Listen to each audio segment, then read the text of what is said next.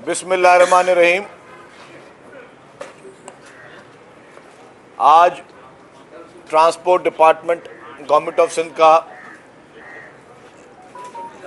एक इजलास हुआ और एक और इजलास आज जो रेड लाइन बीआरटी है उसका भी हुआ। जो हमें रेड लाइन बीआरटी में एक जो बड़ा इशू आ रहा था वो आ रहा था बस डेपो का, और बस डेपो के लिए बड़े कोई इश्यूज़ आ रहे थे।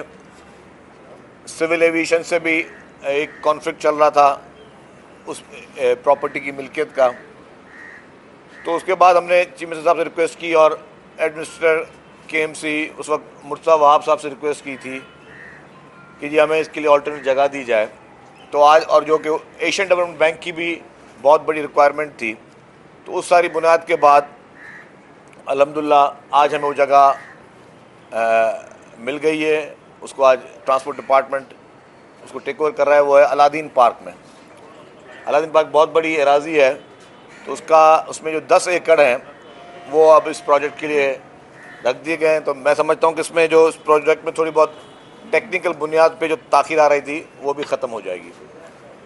इसके बाद सिंध हुकूमत और कराची में स्टार्ट करें एक और प्रोजेक्ट, जो पहले भी मैं उसके कर चुका हूँ। वो इलेक्ट्रिकल व्हीकल्स जो ईवी की टैक्सी सर्विस स्टार्ट करने जा रहे हैं हम लोग। और उसमें जैसे दुबई में आप देखें कि दुबई गवर्नमेंट की जो आरटी है उनकी अपनी टैक्सी सर्विसेज हैं, तो हमारे ये एक SMTA है, सिंध मास ट्रांजिट अथॉरिटी, उसकी निगरानी में हम एक टैक्सी सर्विस शुरू करने जा रहे हैं। अब उसके लिए पूरी वर्किंग शुरू होगी। आज हमने उसके इन प्रिंसिपली एग्री कर लिया है उस मीटिंग में। अभी जो लोग ऊबर या करीम वगैरह इस्तेमाल कर रहे हैं, अगर एयरपोर्ट से वो डिस्ट्रिक्ट साउथ की तरफ कहीं आते हैं तो 1500 से 1600 1700 इस तरह के वो चार्ज कर रहे हैं। और यही अगर सफ़र इलेक्ट्रिकल व्हीकल में होगा तो वो सफ़र जो है वो 200-300 या मैक्सिमम 500 रुपये तक का होगा। तो इस पर भी हम प्रिंसिपल एग्री किया है कि इस चीज़ को भी हम गवर्नमेंट के लिए, आवाम के लिए शुरुआत करें कराची में। इसमें हम 2 फेज़ लेके आ रहे हैं। एक होगी इसमें ब्लू कलर की टैक्सी सर्विस, एक होगी पिंक कलर की टैक्सी सर्विस। शुरुआत करेंगे हम पिंक टैक्सी सर्विस से, और जो पिंक टैक्सी सर्विस होगी वो सिर्फ़ और सिर्फ ख़वातीन के लिए होगी। कि जो ख़वातीन हैं, चाहे वो कहीं नौकरियां करती हैं, चाहे वो अपने स्कूल कॉलेजेस जाती हैं जहाँ पे बसेस वगैरह या पब्लिक ट्रांसपोर्ट कुछ एरियाज़ में नहीं चलता, वो भी सस्ते प्राइस में जो है वो लोग सफ़र कर सकेंगे। और उस पिंक टैक्सी सर्विस के जो ड्राइवर होंगे वो भी ख़वातीन होंगी। अच्छा, ये सिर्फ ख़वातीन के लिए मखसूस की गई है। और इसमें उनमें कैमरास भी होंगे उस टैक्सी सर्विस में। उस टैक्सी सर्विस में पूरा मॉनिटरिंग सिस्टम भी होगा कि पैसेंजर्स की सिक्योरिटी का भी ख्याल किया जाए। तो ये आज हमने कुछ अहम चीज़ें की हैं शुरू, इस पर कर रहे हैं। पीपल्स बस सर्विस इंशाल्लाह इसी महीने दिसंबर में सक्खर में शुरू होने जा रही है। उसके लिए भी सारे चीज़ों को फाइनलाइज किया गया है। तो एंड ऑफ दिस मंथ इंशाल्लाह ताला सक्खर में भी पीपल्स बस सर्विस शुरू हो जाएगी। तो ट्रांसपोर्ट डिपार्टमेंट महकमा सिंध जो है वो chairman Pakistan Peoples Party Bilawal Bhutto Zardari sahab की हिदायत पर पाकिस्तान के हर कोने में, और सिंध के हर कोने में सॉरी, ये उसका तहिया किया हुआ है कि हम अपनी ट्रांसपोर्ट सर्विस को बेहतर करें। महंगाई के इस दौर में जो भी सस्ते में सस्ती ट्रांसपोर्ट पब्लिक को प्रोवाइड की जा सके उस पर हम काम करें। अच्छा, ये बताएं कि जब आप ट्रांसपोर्ट के मामले पर इजलास कर रहे थे, उसी वक्त जो है MKM के वसीम अख्तर ने प्रेस कॉन्फ्रेंस की है और उन्होंने कहा है कि कराची दुनिया का ये वाहिद शहर है जो कि रहने जैसा ही नहीं है। और उन्होंने लोगों को ये कहा है कि कराची में अमन अमान तबाह हो गया है, तालीम तबाह, शहर तबाह, रोड तबाह। और उसके साथ उन्होंने ये भी कहा है कि DG रेंजर्स को कहा है कि वो मुदाखलत करें। उन्होंने पुलिस को नाकाम करार दे दिया है। वो आपके इताद ये दोस्त है, मुखालिफ है क्या?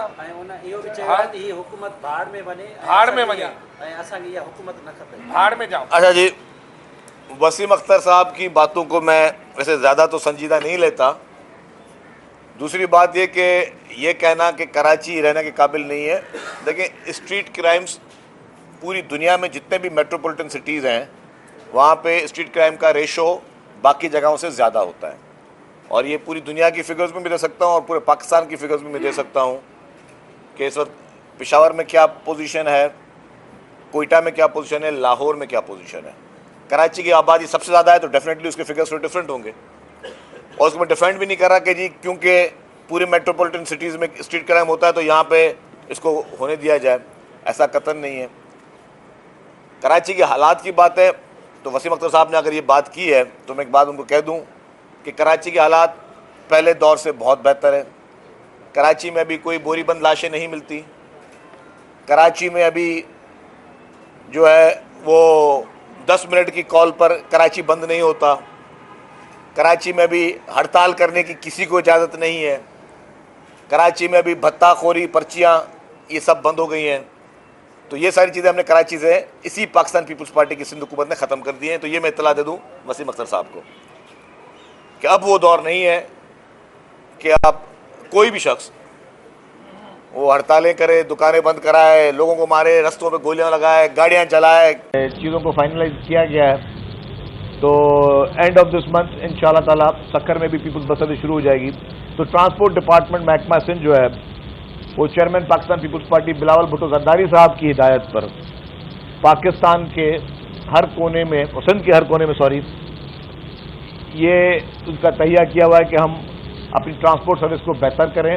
महंगाई के इस दौर में जो भी सस्ते में सस्ती ट्रांसपोर्ट पब्लिक को प्रोवाइड की जा सके उस पर हम काम करें। अच्छा, ये बताएं कि जब आप ट्रांसपोर्ट के मामले पर इजलास कर रहे थे उसी वक्त जो है एमकेएम के वसीम अख्तर ने प्रेस कॉन्फ्रेंस की है और उन्होंने कहा है कि कराची दुनिया का ये वाहिद शहर है जो कि रहने जैसा ही नहीं है। और उन्होंने लोगों को ये कहा है कि कराची में अमन अमान तबाह हो गया है, तालीम तबाह, शहर तबाह, रोड तबाह। और उसके साथ उन्होंने ये भी कहा है कि डीजी रेंजर्स को कहा है कि वो मुदाखलत करें। उन्होंने पुलिस को नाकाम करार दे दिया है। वो आपके इत्तेहाद ये दोस्त है, मुखालिबे है क्या? ही हुकूमत भाड़ में बने, भाड़ में बने, हुकूमत न खत्म, भाड़ में जाओ। अच्छा जी, वसीम अख्तर साहब की बातों को मैं वैसे ज़्यादा तो संजीदा नहीं लेता। दूसरी बात ये कि ये कहना कि कराची रहने के काबिल नहीं है, देखिए स्ट्रीट क्राइम्स पूरी दुनिया में जितने भी मेट्रोपॉलिटन सिटीज़ हैं वहाँ पे स्ट्रीट क्राइम का रेशो बाकी जगहों से ज़्यादा होता है। और ये पूरी दुनिया की फिगर्स में भी दे सकता हूँ और पूरे पाकिस्तान की फिगर्स में भी दे सकता हूँ कि इस वक्त पेशावर में क्या पोजीशन है, कोयटा में क्या पोजीशन है, लाहौर में क्या पोजीशन है। कराची की आबादी सबसे ज़्यादा है तो डेफिनेटली उसके फिगर्स तो डिफरेंट होंगे। और उसको मैं डिफेंड भी नहीं कर रहा कि जी क्योंकि पूरे मेट्रोपॉलिटन सिटीज़ में स्ट्रीट क्राइम होता है तो यहाँ पे इसको होने दिया जाए, ऐसा कतन नहीं है। कराची के हालात की बात है तो वसीम अख्तर साहब ने अगर ये बात की है तो मैं एक बात उनको कह दूँ कि कराची के हालात पहले दौर से बहुत बेहतर है। कराची में अभी कोई बोरीबंद लाशें नहीं मिलती। कि अब वो दौर नहीं है कि आप कोई भी शख्स वो हड़तालें करे, दुकानें बंद कराए, लोगों को मारे, रस्तों पे गोलियां लगाए, गाड़ियां जलाए। आपने बहुत अरसे से ये नहीं सुना होगा कराची में कोई कि गाड़ी जली हो, बहुत अरसे से नहीं सुना होगा कि किसी की बोरीबंद में लाश मिली हो। तो ये सारी चीज़ें अब ख़त्म हो गई अल्हम्दुलिल्लाह। जहाँ तक उनको दीगर मसाइल जो भी हैं, सिंध हुकूमत के साथ एमक्यूएम की जितनी भी मीटिंग्स रही हैं उसमें एमक्यूएम मुख्तलिफ इशूज़ पर डिस्कस करती है। मैंने कब और हर मीटिंग में वसीम अख्तर साहब ज़रूर होते हैं। मैं हल्फिया कह सकता हूँ, हल्फिया, और अगर मैं गलत बोलूँ तो वसीम अख्तर साहब मेरे बयान पे दोबारा बयान दे सकते हैं। मैंने एक भी ऐसी मीटिंग अटेंड नहीं की कि जहाँ पे वसीम अख्तर साहब ने ये कहा हो कि जी कराची में लॉ एंड ऑर्डर का इशू है, कराची में स्ट्रीट क्राइम पड़ा हुआ है।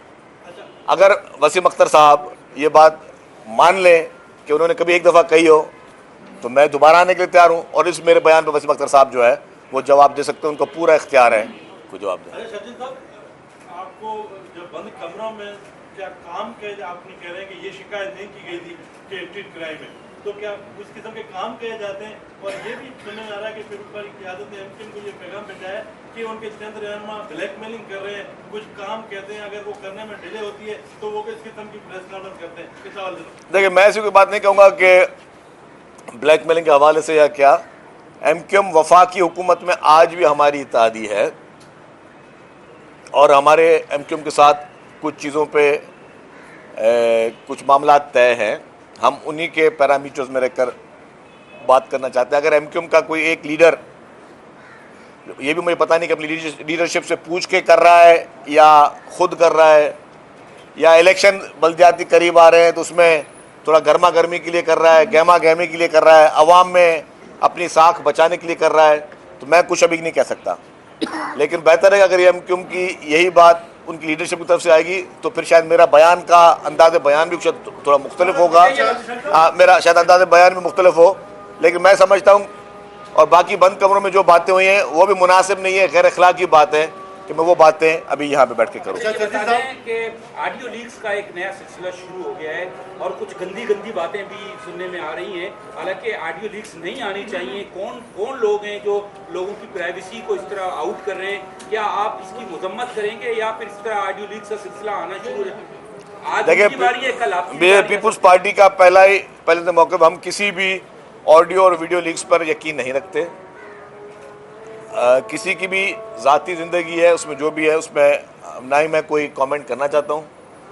लेकिन इसके लीक्स के अलावा बताऊँ कि जो इस वक्त पंजाब में हो रहा है, मैं समझता हूँ कि ये इमरान खान के लिए इससे और शर्मनाक और कोई वाक़या नहीं है कि जहाँ पे उसकी अपनी हुकूमत है और उसका अपना इत्तेहादी वज़ीर आला कहता है कि इमरान खान बहुत बड़ा एहसान फरामोश आदमी है। अब इमरान खान को एहसान फरामोश कहा है परवेज़ इलाही साहब ने, और वो रिकॉर्ड का हिस्सा है। और आपने देखा कि पूरी पीटीआई जो कि उसे बयानात देने में बड़े मैदान में आते थे, पीटीआई ने एक दफ़ा भी नहीं कहा कि जी वो परवेज़ इलाही के इस बयान की मजम्मत करते हैं। तो इसका मकसद ये है कि इस वक्त पीटीआई अफरा तफरी का शिकार है, पीटीआई डर का शिकार है, पीटीआई खौफ का शिकार है। अगर एक पार्टी का सरबराह जो कहता है कि मैं मुल्क का सबसे बड़ा लीडर हूं, और ये हकीकत कहा परवेज़ इलाही ने कि ये एहसान फरामोश है, और मैं कहता हूं और फिर हज़रत अली के कौल से कहता हूं कि जिस पे एहसान करो उसके शर से डरो। इमरान खान पर जिस शख्स ने एहसान किए, इमरान खान ने उसको डसा है। इमरान खान ने अपने मौसूलों को डसा, अपने लाने वालों को डसा, जिन्होंने उसको प्रोडक्ट ला के पेश किया उसको डसा, जिन्होंने उसके घर के अखराजात उठाए इमरान खान के उसको इमरान खान ने डसा, जिसने इसको मुफ्त की जहाज़ की टिकटें दी इमरान खान को उसको उसने डसा, जिसने इसको इलेक्शन जितवाई, जिसने आरटीओ बिठाए सबको डसा। तो ये एहसान फरामोश शख्स जो अपने मौसिनों का नहीं हो सका, वो इस अवाम का क्या होगा, वो पाकिस्तान के लोगों का क्या होगा? सुनील साहब, जो अभी स्ट्रीट क्राइम की बात हो रही है कराची में खास तौर पर, ये पुलिस के और कानून नाफिज करने वाले इदारों के आदाद शुमार है कि इसमें अक्सर अफगानी और गैर कानूनी तारीख वतन उसमें शामिल है। तो इसमें सुप्रीम कोर्ट का फैसला भी मौजूद है कि उसको बाहर निकालें। तो आपकी हुकूमत ये संजीदा कब होगी कि कराची से गैर कानूनी तारीख वतन या अफगानियों को बाहर निकालें? देखिए जी, आपका सवाल हो गया। बाकी जो भी इस बात में एक हकीकत है कि मेन डोमेन है नारा का, फेडरल गवर्नमेंट के वो अंडर काम करता था। लेकिन जो भी इल्लीगल तारीख़ वतन है, जिसने गलत शनाख्ती कार्ड भी बनाए या बगैर शनाख्ती कार्ड के रह रहा है, जो झूठी शर्त लेके ले रहा है, उसके लिए सिंध पुलिस एक्टिवली काम कर रही है। कुछ तफसीलात इस वक्त मेरे पास मौजूद होती है, अगर मुझे सवाल का पता हो तो मैं बता देता। लेकिन मुझे ये पता है कि काफ़ी लोगों को इस तरह गिरफ़्तार किया गया है और उनको डिपोर्ट करने के लिए कोशिशें चल रही हैं कि जो लोग गैर कानूनी तौर पर इस मुल्क में रह रहे हैं। ये सिर्फ पाकिस्तान में नहीं, पूरी दुनिया में ये कानून एक जैसा है कि कोई भी गैर कानूनी तौर पर किसी मुल्क में नहीं रह सकता, और बाकी जगहों पर इस तरह के लोगों को भर भर के डिपोर्ट किया जाता है। तो डेफिनेटली अगर हमारे स्ट्रीट क्राइम में गैर कानूनी तारीख़ वतन भी शामिल हैं तो उनको भी इसी तरीके से बेदखल किया जाएगा और कानून के दायरे में रहकर कानूनी कार्रवाई की जाएगी। ट्रांसपोर्ट के हवाले से आपने एक दफ़ा ट्रांसपोर्ट के हवाले से तो आपका ऐसा इंतजाम है, लेकिन स्मार्ट सिटी के हवाले से, सीसीटीवी कैमरास के हवाले से कुछ अर्सा पहले आपने कहा था। तो देखिए, स्मार्ट सिटी का काम जो है वो चल रहा है। गवर्नमेंट ने 100% फंडिंग वज़ीर आला सिंध साहब के कहने पे सिंध हुकूमत ने रखी है, और वो 100% फंडिंग जो है वो बजट में मौजूद है। NRTC से उसकी इनकी मीटिंग्स भी हुई है। तो मैं समझता हूँ कि अब ना कोई फाइनेंशियल इशू भी नहीं है कि गवर्नमेंट की सीरियसनेस है। वज़ीर आला साहब ने इन क्राइम्स के हवाले से दो चीज़ों को बड़ा फोकस किया था, क्योंकि होम मिनिस्टर भी वही हैं। एक तो उन्होंने कहा था कि जी स्मार्ट सिटी जो आपने पॉइंट उठाया कि इसको यकीनी बनाया जाए ताकि इन क्राइम को कंट्रोल करने में आसानी हो। दूसरा जो हमारा विटनेस प्रोटेक्शन बिल था वो असेंबली ने पास किया।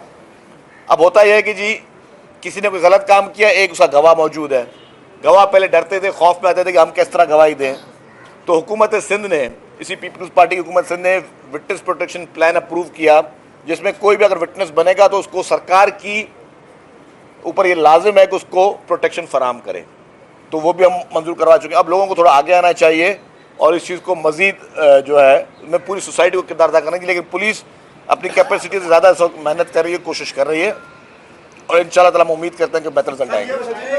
सिंध के अंदर क्या आप ये जो अफगानी है हमारे और टोपी पहनते सिंधी और वह ज़मीनें खरीद रहे हैं, ये तो आपके पास है ना कि आप लेजिस्लेशन करके वहाँ की प्रॉपर्टी खरीदने के लिए कोई रुकावट पैदा कर सकते हैं? देखिए मैं आपको एक बात बता दूं, कोई भी शख्स अगर गैर कानूनी तौर पे रहता है तो वो ना रह सकता है ना यहाँ पे कोई खरीदो फरोख्त कर सकता है। कोई भी शख्स जो गैर कानूनी तौर पे रह रहा है ना वो गैर कानूनी तौर पे किसी मुल्क में या किसी जगह पे रह सकता है, ना वहाँ पे कोई खरीदो फरोख्त कर सकता है। साल का आखिर है और ट्रांसपोर्ट के बहुत सारे प्रोजेक्ट्स काफी अरसे बाद आए हैं। साल 2022 ट्रांसपोर्ट के हवाले से कैसा रहा पैसेंजर ट्रांसपोर्ट? देखिए ये मैं अपने मुंह से कहूँ तो अच्छा नहीं लगता कि ट्रांसपोर्ट के लिए 2022 कैसा रहा। आपने ये देखना है कि जी सिंध हुकूमत की वजह से, पाकिस्तान पीपल्स पार्टी की सिंध हुकूमत की वजह से और पार्टी की लीडरशिप के अहकामात की वजह से, वज़ीर आला साहब की खुसूसी दिलचस्पी की वजह से ऑरेंज लाइन BRT जो कि 100% सिंध हुकूमत का प्रोजेक्ट था इस वक्त चल रहा है। Red line peoples bus service वो कराची में शुरू हुई, लाड़काना में शुरू हुई, हैदराबाद में शुरू हुई, सक्खर में भी दिसंबर में इंशाल्लाह शुरू होने जा रही है। EV बसेस कराची में पहुंच चुकी हैं, एग्रीमेंट पे नेगोशिएशन हमारी चल रही है। आज भी मैंने उन इलेक्ट्रिकल बसेस पे जो कि पाकिस्तान की पहली EV बसेस हैं, ना वो पंजाब में, ना KPK में, ना वो बलुचिस्तान में, सिंध में शुरू करने जा रहा है, कराची शुरू करने जा रहा है EV बसेस कराची के लोगों के लिए, क्योंकि पीपल्स पार्टी कराची के लिए बाकायदा मेगा प्रोजेक्ट पहले भी बहुत किए हैं पीपल्स पार्टी ने, अब भी कर रही है।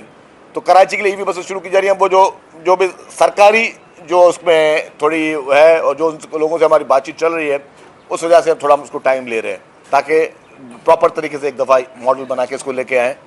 तो वो भी चल रही हैं। मैं अभी टैक्सीज़ का बता रहा हूँ, हम लोग टैक्सी स्टार्ट करने जा रहे हैं। तो मैं समझता हूँ कि अल्हम्दुलिल्लाह लीडरशिप का इतना प्रेशर है हम पर, चीफ मिनिस्टर साहब का इतना प्रेशर है हम पर कि हम ट्रांसपोर्ट डिपार्टमेंट अपने पैरों पे खड़े होने जा रहे हैं और अल्हम्दुलिल्लाह इंशाल्लाह ताला बहुत अच्छे तरीके से उसको सवाल ये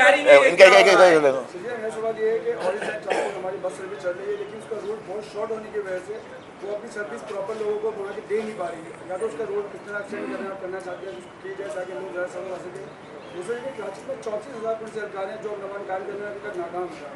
क्राइम अपने उर्स पर जा रही है, डेली कहीं ना कहीं किसी की मौत होती है इस क्राइम में, उसकी रोकथाम के लिए आप लेट तो नहीं है, मैं सवाल जवाब दे चुका हूँ पहले। अच्छा खैर, जहाँ तक ऑरेंज लाइन की बात की आपने, देखिए ऑरेंज लाइन 3.5 किलोमीटर का एक प्रोजेक्ट था और वो प्रोजेक्ट जो डिज़ाइन किया गया उसमें वो कंप्लीट हो चुका है और वो बिल्कुल अपने ज़ोर शोर पे चल रहा है।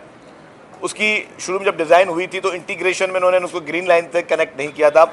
वज़ीर आला साहब ने खुसूसी तौर पे हिदायत की है कि उसकी इंटीग्रेशन पे काम किया जाए। उस पर PC1 बन रही है। जो रिमेनिंग एरिया है उस पर हम उसको कंटिन्यू करेंगे ताकि जो ऑरेंज लाइन का पैसेंजर बैठे वो ग्रीन लाइन तक जाए। अच्छा एक और सॉरी, येलो लाइन का भी बता दूँ। सॉरी, येलो लाइन जो है उसको मैंने जिक्र नहीं किया क्योंकि मैंने बताया कि रेड लाइन पे तो काम अल्हम्दुलिल्लाह फुल फ्लैश जारी है। येलो लाइन के भी पहले कंपोनेंट्स के हमने टेंडर्स फ्लोट कर दिए हैं, इंटरनेशनल टेंडर्स फ्लोट किए हैं।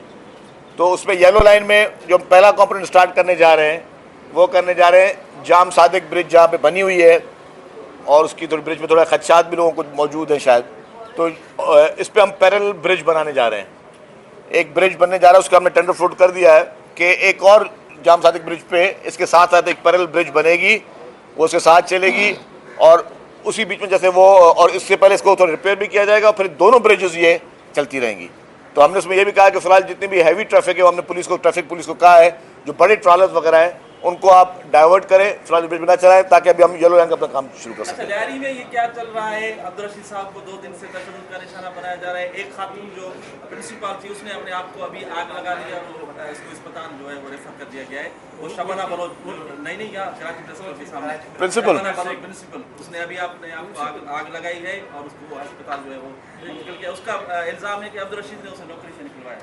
देख, मुझे इसका नौकरी का आग का पता नहीं, मुझे पता है कि अब्दुल रशीद साहब असेंबली के मौजूद मेंबर हैं, कल उन्होंने कंप्लेंट की थी, लेकिन जो हक़ाइक़ सामने आ रहे हैं वो ये आ रहे हैं कि अब्दुल रशीद साहब असेंबली में वहाँ पे हॉस्पिटल में जाके ज़बरदस्ती पॉलिटिकल वर्कर्स को लेकर जाके वहाँ पे कुछ गड़बड़ कर रहे हैं, जिसकी वजह से ना ही ये हॉस्पिटल जो है सियासत का कोई ग्राउंड है जहाँ पे आप जाके इस तरह का माहौल पैदा करें। और जमायत इस्लामी की मैं एक जनरल बात कर लूँ, जमायत इस्लामी आपको याद होगा कि हमेशा कराची में जितने भी यूनिवर्सिटीज़ में जो फितना और फसाद उसकी जड़ जो है जमायत इस्लामी रही है।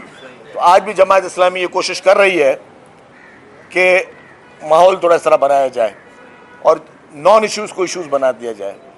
तो जहाँ जमायत का पुराना वतीरा रहा है वो करते रहेंगे। हमारा काम है कि जो गवर्नमेंट का काम है वो गवर्नमेंट अपना काम करती रहे। अच्छा सर, ये बताएं कि आज वफाक ने मुख्तलिफ सूबों को तजवीज़ दी है कि मार्केट 8 बजे बंद होगी और मेडिकल हॉल 10 बजे। इससे क्या देखिए, मैं समझता हूँ कि पूरे पाकिस्तान को इस मौजूदा क्राइसिस में वफाक के साथ चलना चाहिए। जो भी तजावीज़ वफाक से आएँ और जो डूएबल हों सबको उस पर अमल पैरा होना चाहिए। मुझे भी, आपको भी, हर दुकानदार को भी, हर कारोबारी शख्स को भी, क्योंकि ये मुल्क हम सबका है। अगर कोई खुदा न खासा इसमें क्राइसिस होगा तो हम सबका नुकसान है।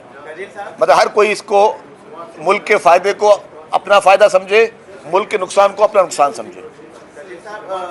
में गैस की बहुत किल्लत हो गई है, कहीं पे भी गैस नहीं आ रही।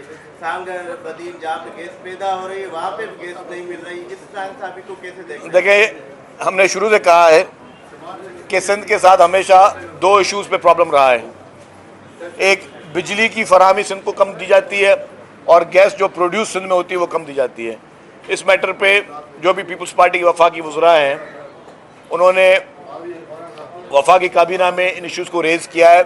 वज़ीर आला साहब ने कई मरतबा खुसूसी तौर पर खतूत लिखे वज़ीर आज़म पाकिस्तान को कि बराए मेहरबानी इस तरह की जो ज़्यादती है सिंध के साथ उसको फौरी तौर पर बंद किया जाए। सर ये बताएं कि बताइएगा कि यहाँ पे जो एक ट्रांसपोर्ट का जाल बिछाया जा रहा है उसके लिए सड़कें भी बनाई जा रही है, अच्छी हो गई है, बेहतरीन काम भी हो रहा है, लेकिन यहाँ पर चिप्सी माफिया है, मोटरसाइकिल पार्किंग माफिया और दीगर, उसकी वजह से ट्रैफिक का जो फ्लो है वो बहुत होता है और लोग काफ़ी इससे भी परेशान हो रहे हैं। तो उसके लिए कोई मैकेनिज्म बना, क्या हुकूमत अमली है? बहुत अच्छा सवाल किया आपने। इसमें मैं आपको बता दूं, ट्रैफिक का इशू कराची का सीरियस इशू है और इस पर ऑलरेडी एक जायका की 2011 में एक स्टडी हुई थी। क्योंकि मैंने एज ए ट्रांसपोर्ट मिनिस्टर वज़ीर आला साहब से भी 2-4 दफ़ा इस मौजू पे बात की है, DIG ट्रैफिक से भी बात की है और उसमें हम लोग सीरियसली ले रहे हैं। जायका की जो स्टडी थी उसमें कराची की ट्रैफिक को किस तरह होना चाहिए और क्या सारी चीज़ें होनी चाहिए वो मौजूद है। लेकिन 2011 के बाद आज हम खड़े हैं 2022 में, 11 साल हो गए। 11 साल में काफ़ी इंफ्रास्ट्रक्चर जो है वो इम्प्रूव हो चुका है। तो अभी हमने ट्रांसपोर्ट डिपार्टमेंट ने एक, हमारे पास ऑलरेडी येलो लाइन पे एक लेबनीज़ कंपनी जो है वो कंसल्टेंट है, उसको हमने ऑलरेडी ये असाइनमेंट दे दी है कि हमें नई स्टडी करके दे ट्रैफिक के हवाले से। यह बात अभी तक मैंने कभी मीडिया के सामने डिस्कस नहीं की क्योंकि आपने सवाल इसलिए किया मुझे, और वो चीज़ मैंने अब तक डिस्कस नहीं की, मैं बता रहा हूँ।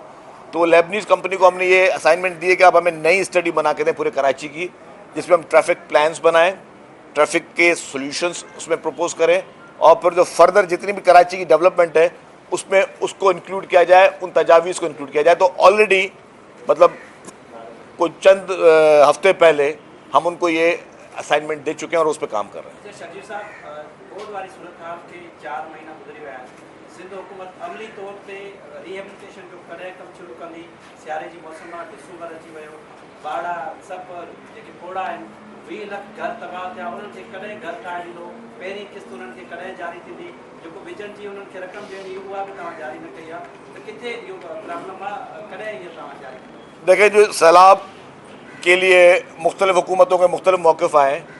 सिंध हुकूमत का मुख्तलिफ अभी तक वही मौक़िफ़ है कि हम अभी भी रिलीफ में का काम हमारे पास जारी है।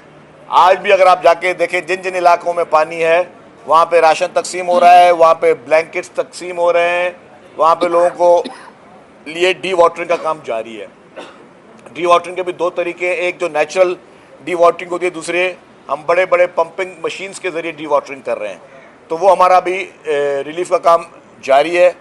हमारे foreign minister chairman Bilawal Bhutto Zardari साहब ने इस वक्त भी जब वो यूनाइटेड नेशन के दौरे पे थे तो उस पर उन्होंने सैलाब ज़दगान के लिए बाआवाज़ बुलंद जो है वो उन्होंने अपना केस प्लीड किया और उन्होंने भी यही कहा। उसके बाद अगर आप BBC या 2-4 और TV चैनल्स में देख लें, उन्होंने भी जो है वो यही कहा कि इस वक्त तक भी रिलीफ का काम जारी है। तो डेफिनेटली जैसे पहला फेज़ होता है रिलीफ, उसके बाद होता है रिहेबिलिटेशन और फिर उनको जो है सारी चीज़ें हम लोग उसको इस तरह साहब ये बताएं कि पीपल्स बस सर्विस चलाना एक अच्छा इकदाम है। काफ़ी ऐसे रूट्स हैं जहाँ पर अभी तक ये गाड़ी नहीं चल सकी। माड़ीपुर में बिलावल भुट्टो जरदारी ने एक नया जो रोड का अफ्ताह भी होना है, एक बहुत अच्छा रोड है, वहाँ पर अभी तक ये गाड़ी जो है वो नहीं चली। उसके लिए देखिए जी, मुझसे हर आदमी जो है वो बस की बोलता है कि मेरे घर के सामने, मेरी गली के सामने लगाया जाए बसें। इंशाल्लाह जब इतनी बसें होंगी मेरे बस में हो तो इंशाल्लाह ताला हर गली में जो आपको बसें नज़र आएँ, ये सारी शहर जितनी बाकी गाड़ियाँ सब चीज़ हम ख़त्म करते हैं, सिर्फ और सिर्फ लोग बसों में सफ़र करें और इतनी बसें मौजूद हों हर इंसान आरामदायक तरीके से और सस्ते में सस्ती ट्रांसपोर्ट करें। Thank you. सर आखिरी सवाल यह है कि जब से आप आए माशाल्लाह ट्रांसपोर्ट का मसला काफ़ी हद तक इम्प्रूवमेंट की तरफ जा रहा है, तो बहुत सी चेंजिंग आई है पिछले पास में देखते हैं। क्या ये मुमकिन है कि KDA के अंदर एक इदारा होता है ट्रैफिक इंजीनियरिंग ब्यूरो, क्या आपकी ऐसा कोई है ओपिनियन है आपको उसको फॉल करें ताकि एग्जैक्टली आपके पास आपका इदारा हो वो बहाल हो? वो उसमें मैंने शायद आप सुना नहीं, मैंने कहा कि हमने इस वक्त एक लेबनीज़ कंपनी से हमारी बातचीत हो चुकी है, वो स्टडी कर रहे हैं। हम पूरे कराची के ट्रांसपोर्ट सिस्टम को, ट्रांसपोर्ट के सोल्यूशन पे जो है उस पर काम करने जा रहे हैं। Thank you.